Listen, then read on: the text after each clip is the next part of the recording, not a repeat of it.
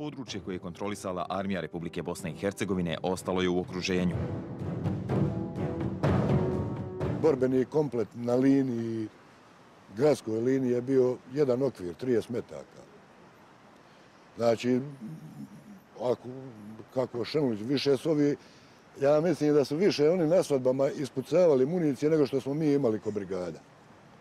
Znači, više su trošili nam neprijatelji na svadbama nego što smo mi ukupno municije imali. Kao komandant, ja sam ga pogodio, ne pada. Ja sam u sebi mislim kako će ti pad. Moj vojniče, kad ti je 27 manevra, oni 24 manevarska, a ima samo 3 bojeva u okviru. Grad bez hrane i vode spram sebe je imao vojsku pune logističke opskrbe.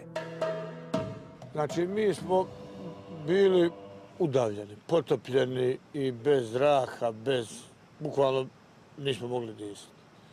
Ni na koji način, nema hrane, nema vode, nema municije, nema lijekova, nema ništa. Mi smo se počeli urušavati. I mi nismo imali izbora nego izvršiti juriš, deblokadu, otvoriti Mostar da udahnemo zrak. Stanje naše govori o tome kako je stanje bilo, da smo mi municiju za deblokadu dovukli preko srpske teritorije, preko Nevesinja, preko četničke teritorije iz Konjica i Bjelimića. Zovno je Hujka naveče, biralima sjedili smo, imali načina ikoga, municije nemamo, imali načina iko da može doći do municije.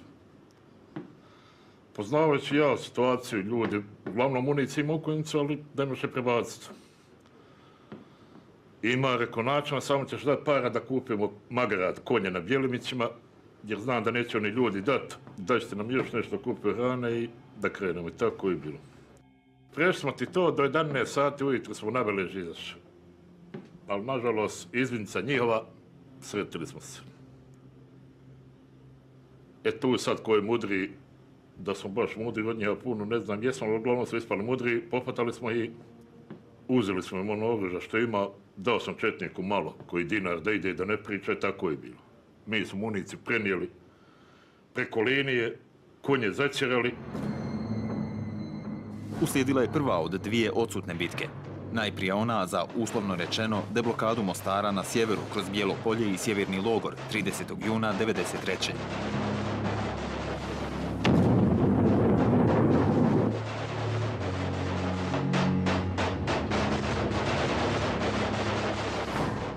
Ja sam osobno bio zapovjednik jedne satnje koja je brojala, mislim, negdje oko 80 do 90 onih Bošnjaka, sazvat na sastanak, sve te ljudi zarobiti. Da kažem, eliminisati iz borbe. Međutim, mi to nismo oni uradili, doživjeli smo 36. znači da je bilo kucanje na vrata, susjed otvori, malo ga boli zub, otvoriš vrata, dobiješ onaj pištolj u usta i tako dalje. Tako da je taj dan, mislim da je oko 110 civila i oko 100 vojnika je tako zarobljeno u Bijelom polju. Što se tiče same borbe u Bijelom polju, to je kod da se nalazite vi u Afganistanu, razumijete, ili tamo negdje. To je samo bilo Allahu Ekber, Tekbir, Allahu Ekber, u biti korišteni su oni megafoni. Osobno sam vidio tu, znači, da je bio i Hodža, onaj koji je predvodio jednu ekipu. Mislim da je bio, dakle, iz Nevesinja. Oni su deblokirali Mostar i to je u redu. Oni su bili tu u okruženju i svaka čast, ja čestitam tim momcima jer su se borili i nije im bilo lako. Moralo se napast na dva pravca, definitivno Bijelo polje, kao kotlina i kao pravac, kao spoj prema Jablanici i veliki bastion, velika tvrđava, sjeverni logor.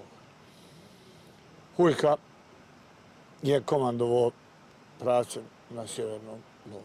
Naoružanja jesu imali municije, vjerovatno nisu hrane, nisu imali koliko znam tada da je toga svega slabo bilo, ali najvažnije je hrabrost i srce. Istog dana gine Midhat Hujdur Hujka, komandant Mostarske brigade.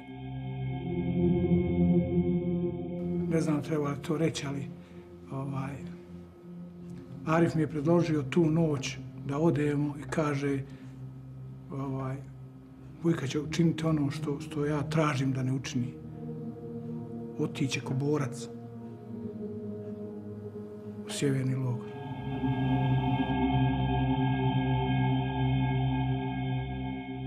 Prilikom ulaska u sjeverni logor, dok još traju žestoke borbe, dok je još HVO se, da kažemo, odupire, dok ga još nismo do kraja gurnuli preko Neretve, jedna granata djevojku pomela, praktično ga je. Ako to je neka utjeha, on ne misli, nego nije ni znao kako je poginuo. To je bila jedna neposredni pogled. Kad je počelo se govoriti o pripremama i tako dalje, on je u jednom trenutku muftiji rekao, muftija, ako poginem, hoću da me na šehidlicima sahranite. I tako su otvoreni šehidlici.